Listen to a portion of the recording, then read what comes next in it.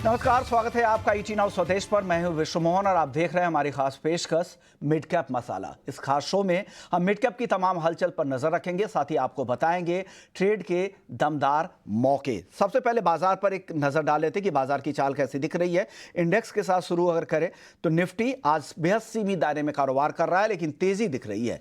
24,840 के आसपास Nifty trade कर रहा है, करीब 28 अंकों की मजबूती। सेंसेक्स भी बिल्कुल सपाट, करीब 60 अंकों की तेजी। और निफ्टी बैंक बेहद सीमित दायरे में 51,000 के नीचे बैंक निफ्टी ट्रेड कर रहा है। निफ्टी में बढ़ने वाले शेयरों की अगर बात करें तो आज बजाज ऑटो जहां पर अच्छी तेजी है, टाटा मोटर्स, बीपीसीएल, कोल इंडिया जैसे शेयर है जहां पर अच्छी खरीदारी दिख रही है। लेकिन आज दबाव कहां से आ रहा है तो डिवीज लैब, ओएनजीसी, एलटीआई माइंडट्री ऐसे स्टॉक्स है जहां पर दबाव दिख रहा है। मिड कैप स्टॉक्स की बात करें तो आज नाइका, फोर्टी जैसे शेयर है जहां पर जबरदस्त तेजी दिख रही है। डिक्सॉन टेक, सुजलॉन, टाटा टेक, यहां पर ठीक ठाक खरीदारी 2 से 4% तक की तेजी दिख रही है। लेकिन मिड कैप में आज अगर कमजोर शेयरों की बात करें तो लोढ़ा जहां पर 4% से ज्यादा की गिरावट दिख रही है। इसके अलावा दीपक नाइट्राइट ये भी 3% से ज्यादा कमजोर है। आईजीएल, प्रेस्टीज और एम्फैसिस जैसे शेयरों पर भी आज दबाव दिख रहा है। लेकिन चलिए कुछ और एक्शन वाले शेयरों की बातचीत कर लेते हैं, आपको दिखाते हैं कि कौन कौन से शेयर है जहां पर आज जबरदस्त एक्शन दिख रहा है। तो सबसे पहले रेल टेल को आप देखिए, नए ऑर्डर से इस शेयर में जबरदस्त जोश है और देख सकते हैं कि यहां पर किस तरह की तेजी रेल टेल में दिख रही है। दूसरा स्टॉक प्रिज्म सीमेंट है। सुभाष सेनेस्ट्री के साथ करार से यह तेजी आई है। गुजरात के मोरबी में कंपनी ने 18 करोड़ 72 लाख का निवेश किया है। तो यह दूसरा बजिंग स्टॉक्स है जिस पर आपको नजर रखनी चाहिए। और तीसरा, इथेनॉल डाइवर्जन की छूट की खबर से शुगर शेयरों में जोश है और शक्ति शुगर्स और केसीपी शुगर्स, ये दोनों स्टॉक्स ऐसे हैं जहां पर जबरदस्त तेजी का माहौल बना हुआ है। पूरे सेक्टर में ही शुगर शेयरों में तेजी का रुख है। लेकिन चलिए अपने मेहमान को जोड़ते हैं। हमारे साथ अजित मिश्रा हैं रेलिगेयर ब्रोकिंग से। शुक्रिया अजित जी, आपने वक्त दिया। सबसे पहले आप इंडेक्स पर व्यू बताइए, क्या लग रहा है? आज बाजार बेहद सीमित दायरे में है। आखिरी जब सेकेंड हाफ में हम जाएंगे तो वहां पर किस तरह की चाल आपको इंडेक्स की दिख रही है? क्या कुछ तेजी आगे बढ़ेगी क्या? शुक्रिया विष्णु मोहन। देखिए, यहाँ पे आप एक तेजी के बाद एक कंसोलिडेशन, एक पॉज देख रहे हैं इंडेक्स में। और कि ग्लोबल मार्केट्स को फॉलो कर रहे हैं, यूएस मार्केट्स को फॉलो कर रहे हैं। तो आज जैसे कि एक इम्पोर्टेंट इवेंट है जैक्सन होल में, आज यूएस फेड की स्टेटमेंट है, तो उसकी वजह से यूएस मार्केट थोड़ी सी बैकफुट पे थी। तो वही क्लूज लेते हुए थोड़ा सा हम देख रहे हैं कि कल के सेशन के साथ ही लार्जली इन लाइन आज भी हम कहीं ना कहीं कंसोलिडेशन का टोन है। अच्छी बात यह है कि इस कंसोलिडेशन के टोन में बायस पॉजिटिव साइड पे है, मतलब आप डिप पे बाइंग इंटरेस्ट इमर्जते हुए देख रहे हैं। और एक रोटेशनल बाइंग चल रही है अक्रॉस सेक्टर्स जहां पे की हेल्प कर रहा है इंडेक्स को अपने शॉर्ट टर्म एवरेजेस को मेंटेन करने के लिए। तो ये सब चीजें देखते हुए मुझे लगता है कि आज का दिन भी कंसोलिडेशन वाला जाएगा। अब जो भी रिएक्शन आएगा वो मंडे को आएगा कि किस तरीके से कमेंट्री आती है यूएस फेड की तरफ से इंटरेस्ट रेट को लेकर, कि किस तरीके का सिनेरियो होगा पोस्ट सितंबर। तो शायद मेरे हिसाब से मार्केट उसी चीज का वेट करेगी। बट स्टॉक स्पेसिफिक अगर आप रहते हैं तो यहाँ पे ज्यादा बेटर अपॉर्चुनिटी है, क्योंकि आज जैसे हम देख रहे हैं ऑटो काफी ज्यादा बजिंग है सिंस मॉर्निंग। ओएमसीज में काफी अच्छा इंटरेस्ट है। वहीं पे आईटी शेयर्स थोड़ा सा बैकफुट पे हैं। तो अगर आप सेक्टर आइडेंटिफाई कर लेते हैं, स्टॉक्स ढंग से आइडेंटिफाई कर लेते हैं, तो वो ज्यादा बेटर अपॉर्चुनिटी देंगे आपको एटलीस्ट 1-2 दिन के लिए। बात है कि आप इंडेक्स, ब्रॉडर इंडेक्स को देखने की बजाय आप यहां पर शेयरों पर नजर रखें, कहां पर एक्शन दिख रहा है। कुछ चुनिंदा सेक्टर्स है जहां पर अच्छी खरीदारी दिख रही है, वहां पर नजर रखें। और जहां पर कहां से आपको निकलना चाहिए, कहां पर दबाव दिख रहा है, ये आप फोकस करें। लेकिन बाजार ब्रॉडर इंडेक्स की चाल दिखेगी। फिर चेयरमैन की जो कमेंट्री आ जाएगी जैक्सन होल बैठक में, वहां पे किस तरह की कमेंट्री आती है, क्योंकि ग्लोबल प्लेटफॉर्म है, वहां की जो कमेंट्री होगी वो आगे का पूरा ग्रोथ आउटलुक, ग्लोबल ग्रोथ का आउटलुक तय करेगा। तो इसलिए वो कमेंट्री काफी अहम होगी। लेकिन चलिए, आप बात कर रहे हैं चुनिंदा शेयरों की, तो चलिए शुरू कर लेते हैं 3 घंटे का ट्रेड।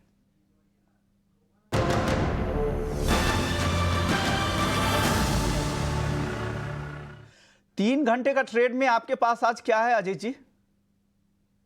बिल्कुल, तो देखिए यहाँ पे मुझे लगता है कि जैसे ओएमसीज में ट्रैक्शन दिख रहा है और एक कंसोलिडेशन जो बेसिकली 3-4 दिनों से चल रहा था बीपीसीएल में, वो भी एंड हुआ है। स्टॉक अपने रिकॉर्ड हाइस के पास है। तो सारी चीजें इंडिकेट कर रही है कि ये पॉजिटिव टोन कंटिन्यू रहेगा। तो यहाँ पे आप लॉन्ग कर सकते हैं 375-76 तक के टारगेट्स के लिए 348 के स्टॉप लॉस के साथ। वहीं पे from the life insurance space also यहाँ पे भी एक मार्जिनल पॉज के बाद दोबारा से बाइंग इंटरेस्ट इमर्ज हो रहा है। आईसीआईसीआई एक ऐसा कैंडिडेट है यहाँ पे कि स्ट्रॉन्ग ट्रैक्शन देखने को मिल सकता है सेकंड हाफ में। तो यहाँ पे आप 758 के टारगेट्स के लिए लॉन्ग कर सकते हैं 727 के स्टॉप लॉस के साथ। इसी प्रूडेंशियल आपको पसंद है 758 रुपए के टारगेट के लिए, दूसरा बीपीसीएल आपको ओएमसीज में से पसंद आ रहा है। लेकिन चलिए, मिड कैप का शो है तो मिड कैप स्टॉक्स पे भी चर्चा होनी चाहिए। सबसे पहले व्यू नायका पे दीजिए। यहां पर अच्छी आज तेजी दिख रही, करीब करीब 7% की मजबूती है। क्या लग रहा है आगे किस तरह की चाल रहेगी इस स्टॉक की? तो देखिए काफी लंबे अंडर परफॉर्मेंस के बाद इसमें विशुमन ये रिकवरी देखने को मिल रही है काफी डिसाइसिव। उससे पहले एक रिबाउंड जरूर था एक फेज का, बट जो इस हफ्ते में अगर हम बात करें 16% के गेन्स ऑलरेडी हो चुके हैं। वॉल्यूम्स ऑलमोस्ट एवरेज वॉल्यूम के 5-10 टाइम्स ऑलरेडी हैं। ये तो इंडिकेट कर रहे हैं कि जो एक काफी लंबा अंडर परफॉर्मेंस है वो एंड होना चाहिए। एक मार्जिनल पॉज देखने को मिल सकता है बिकॉज आप एक इमीडिएट रेजिस्टेंस जो कि इसके प्रीवियस स्विंग हाई करीब 230-35 के पास था, वहां पे आप थोड़ा सा रेजिस्ट करते हुए देख सकते हैं शायद स्टॉक में। तो एक नॉर्मल कंसोलिडेशन शायद वहां पे आपको देखने को मिले।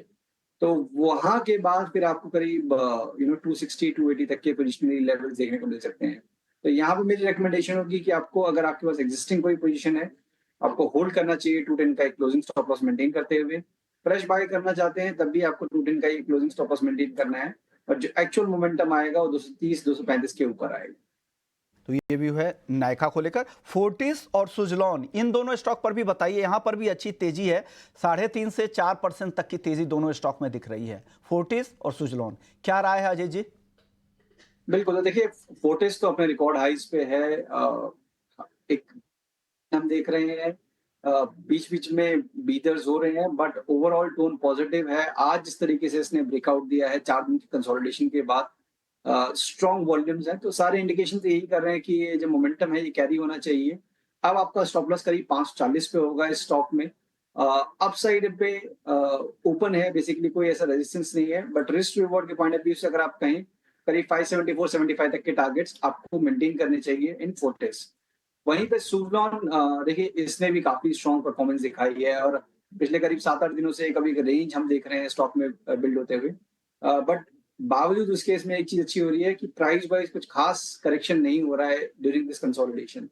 तो यहाँ पे भी मेरी रिकमेंडेशन होगी बने रहने के लिए, क्योंकि ये थोड़ा सा वॉलेटाइल काउंटर है, तो क्लोजिंग बेस पे स्टॉप लॉस मेंटेन करिए। यहाँ पे आप 77 का एक क्लोजिंग स्टॉप लॉस मेंटेन करिए, और नेक्स्ट मूव जब भी आप 82 के लेवल को क्रॉस करेंगे तो फिर करीब करीब 85-86 तक के लेवल्स आपको देखने को मिल जाएंगे। तो यहाँ पर रिस्क रिवॉर्ड फेवरेबल है, आप मेंटेन कर सकते हैं पोजीशन को with closing stop loss of 77। Closing basis पे 77 रुपए का स्टॉप लॉस ध्यान रखें।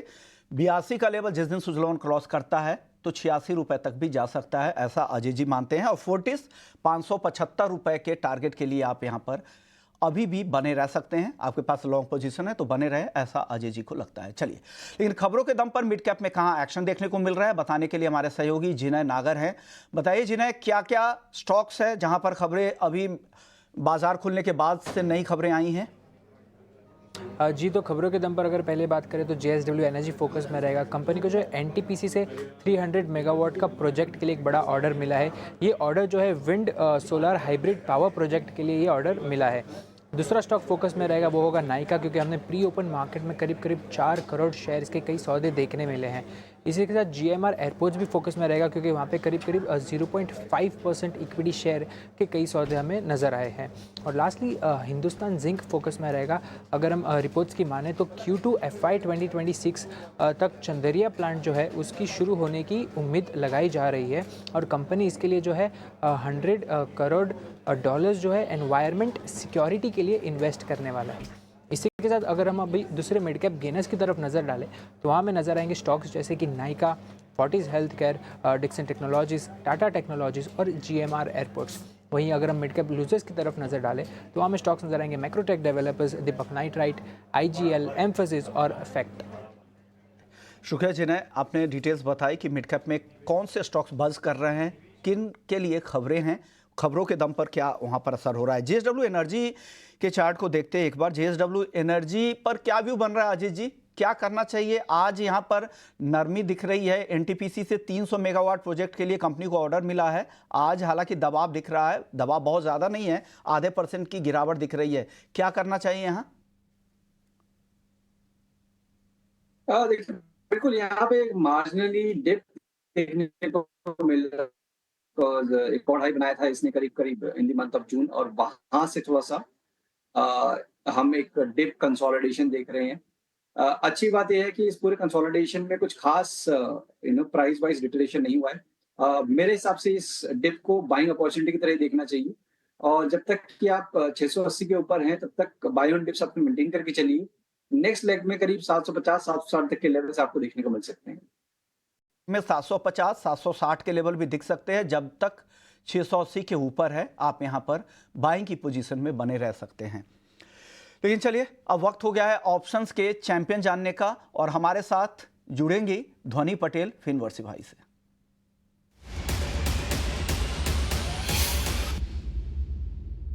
ध्वनि जी, बताइए ऑप्शंस में कहां आपको आज मौके दिख रहे हैं? क्या बेस्ट ट्रेड है आपके पास आज? Good afternoon. ऑप्शन के लिए आज का हमारा फोकस जो बन रहा है वो है हिंडाल्को के अंदर।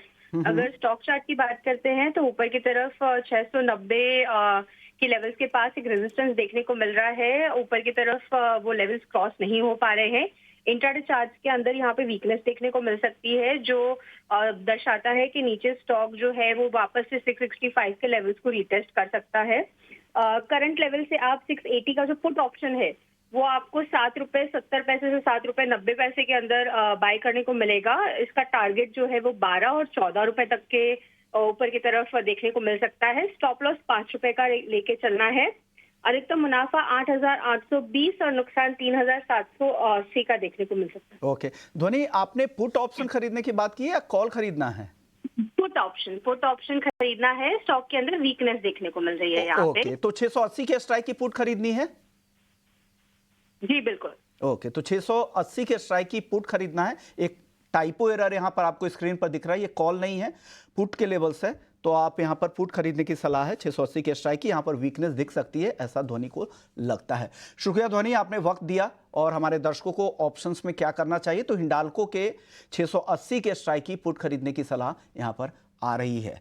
चलिए, लेकिन जाते जाते आपको ऑप्शंस के डिस्क्लेमर भी दे दे कि ऑप्शंस में सेबी के जो डेटा कहते हैं उसमें 90% लोगों को नुकसान ही होता है। हर 10 में से 9 लोगों को ऑप्शन ट्रेडिंग में नुकसान होता है। तो इस बात का ध्यान रखिएगा जब भी आप ऑप्शन ट्रेड करने के लिए जाएं। साला में अब कमजोर कुछ शेयरों की बातचीत कर लेते हैं, वहां पे किस तरह के मौके दिख रहे हैं। लोढ़ा मैक्रोटेक डेवलपर्स के नाम से लिस्टेड है। आप देखिए, आज 1170 तक फिसल गया, अभी भी 4% से ज़्यादा की गिरावट यहाँ पर दिख रही है। अजीत जी, बताइए क्या हो रहा है इस स्टॉक में, कि इस गिरावट के बाद क्या करना चाहिए? देखिए, वैसे तो मिक्स ट्रेंड है व्हेन इट कम्स टू आपका रियल्टी पैक, बट यस, लोडा में आज जैसे जिस तरीके से हम डिक्लाइन देख रहे हैं, इम्पोर्टेंट चीज ये है विष्णु कि ये आपके लॉन्ग टर्म एवरेजेस के पास आ गया है स्टॉक।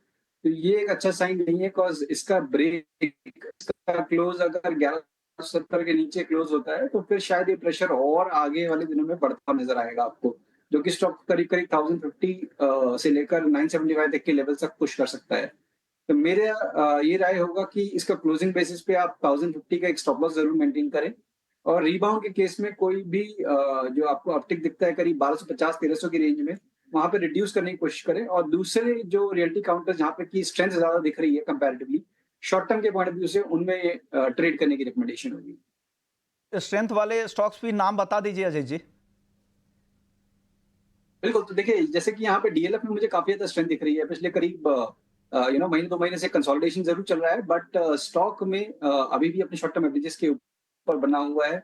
साथ ही साथ ओवरऑल रियलिटीज में भी मुझे लग रहा है कि कंसोलिडेशन का टोन है। यहाँ पे भी आप देख सकते हैं। डीएलएफ और ओबेरॉय रियलिटी, इन दोनों स्टॉक्स पर फोकस करने की सलाह अजय जी की तरफ से आ रही है। चलिए, लेकिन आज फर्टिलाइजर शेयरों पर भी काफी दबाव दिख रहा है। चंबल फर्टिलाइजर देखिए, दीपक नाइट्रेट देखिए, यहां पर भी 3-4% तक की गिरावट है। अजय जी, इन दोनों स्टॉक्स पर क्या राय है, चंबल फर्टिलाइजर और दीपक नाइट्रेट? बिल्कुल, तो देखिए चंबल में तो आप एक रेंज बेसिकली देख रहे हैं डेवलप होते हुए, करीब 480 से लेकर 550 का एक बैंड जिसमें ये ट्रेड कर रहा है। कल के सेशन में एक अपर बैंड को रीटेस्ट हुआ था बट उसको सस्टेन नहीं कर पाया, फिर प्रॉफिट टेकिंग देख रहे हैं। तो कहीं न कहीं एक स्ट्रॉन्ग मूव के बाद एक कंसोलिडेशन का जो बायस होता है, वही हम देखने को मिल रहा है चंबल फर्टिलाइज़र में। मेरे हिसाब से अभी भी आप बने रह सकते हैं अगर आपके पास कोई लॉन्ग पोजीशन है तो। 485 आपका स्टॉप लॉस रहेगा सिंस हाई बीटा काउंटर, और नेक्स्ट लेग में जब भी आप देखते हैं कि 540 के ऊपर क्लोज एक बार आ जाता है, तब करीब-करीब 580 तक के लेवल्स आपको उसमें देखने को मिल सकते हैं। वहीं पे दीपक नाइट्रेट की बात करें तो यहाँ थोड़ा-सा प्रॉफिट टेकिंग मुझे लगता है कि आने वाले दिनों में बढ़ सकती है। बिकॉज़ बहुत स्ट्रॉन्ग परफॉर्मेंस ऑलरेडी दिखा चुका है स्टॉक, करीब 2000 से 3000 तक के लेवल्स इसमें ऑलमोस्ट वर्टिकल राइज रहा है। तो ये अगर आपका 2800 के नीचे फिसला तो डेफिनिटली यहाँ पे आपको 2650 तक के लेवल्स भी देखने को मिल सकते हैं। तो यहाँ पे मेरी रिकमेंडेशन होगी, अगर आपके पास कोई पोजीशन है तो 2800 का एक स्ट्रिक्ट स्टॉप लॉस मेंटेन करिए, फ्रेश बाइंग अवॉइड करनी चाहिए। कैप आईटी पर भी काफी दबाव है, एम्फेसिस, परसिस्टेंट, इन दोनों स्टॉक्स को लेकर आपका व्यू क्या है अजय जी? देखिए आईटी में जैसे कल रात को आपने नेस्डेक कंपोजिट जो यूएस का टेक हेवी इंडेक्स है वहां पे प्रॉफिट टेकिंग होते हुए देखी, शार्प प्रॉफिट टेकिंग, उसी का कुछ कुछ रिएक्शन। साथ ही साथ ज्यादातर स्टॉक्स अपने 52 वीक हाई या रिकॉर्ड हाइस के पास थे, तो वो भी एक फैक्टर है कि जो हम देख रहे हैं आज इसमें प्रॉफिट टेकिंग होते हुए। तो एम्फोसिस में मुझे लगता है कि प्रॉफिट टेकिंग थोड़ी सी गहरा सकती है अगर इसने 2950 के लेवल को होल्ड नहीं किया, तो वही आपका स्टॉप लॉस होगा। अगर आपके पास कोई भी ट्रेडिंग पोजीशन हायर लेवल्स पे बनी हुई है तो 2950 का एक क्लोजिंग स्टॉप लॉस आप मेंटेन करिए। वहीं पे परसिस्टेंट के केस में अभी भी ये स्ट्रांगली बना हुआ है अपने रिकॉर्ड हाइस के पास, तो बहुत एक टाइट रेंज में ये ट्रेड कर रहा है। यहाँ पे आपका स्टॉप लॉस करीब 4750 का है। नेक्स्ट लेग में जब भी आप ब्रेक करेंगे एक बार 5000 के लेवल को, तो करीब करीब 5400 तक के लेवल्स खुल जाएंगे परसिस्टेंट में। तो अमंग दीज टू परसिस्टेंट थोड़ा सा कंपैरेटिवली बेटर या स्ट्रांग लग रहा है। चलिए, एक और स्टॉक्स है टाटा टेक, अच्छी तेजी दिख रही है, 3% की मजबूती दिख रही है। क्या हो रहा है टाटा टेक में अजय जी? क्या आपका व्यू क्या बन रहा है? क्या यहाँ पर कुछ तेजी दिख रही है आपको यहाँ से? देखिए विश्वमोहन, काफी ऑप्टिमिस्टिक लिस्टिंग के बाद से एक लंबा फेज रहा है। ऑलमोस्ट मैं जो देख पा रहा हूँ कि करीब 7-8 महीने हो गए स्टॉक को एक डिक्लाइनिंग ट्रेंड में ट्रेड करते हुए। तो अब थोड़ा सा एक रिस्पाइट, एक रीबाउंड देखने को मिल रहा है, जो कि शायद स्टॉक को आपका पुश कर दे करीब 1080 1100 तक के लेवल्स। बट कोई ज्यादा बड़ा सर्ज मुझे अभी एंटिसिपेशन नहीं है। तो अगर आपके पास पोजीशन है शॉर्ट टर्म में, अभी आपने हाल फिलहाल में कुछ लिया है, डेफिनेटली आप बने रह सकते हैं 1020 1015 के स्टॉप लॉस के साथ 1100 तक के टारगेट्स के लिए। तो बहुत ज़्यादा एक्शन नहीं, लेकिन 1100 तक के टारगेट के साथ अगर आपके पास है तो 1015 का स्टॉप लॉस लगाएं और 1100 रुपए तक का वेट कर सकते हैं। चलिए, अब रुख करते हैं मिड कैप के महारथी का।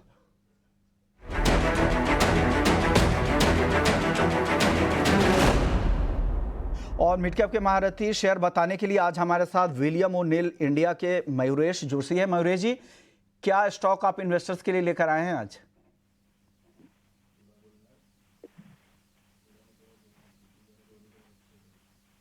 मयूरेश जी, आपको आवाज आ रही है?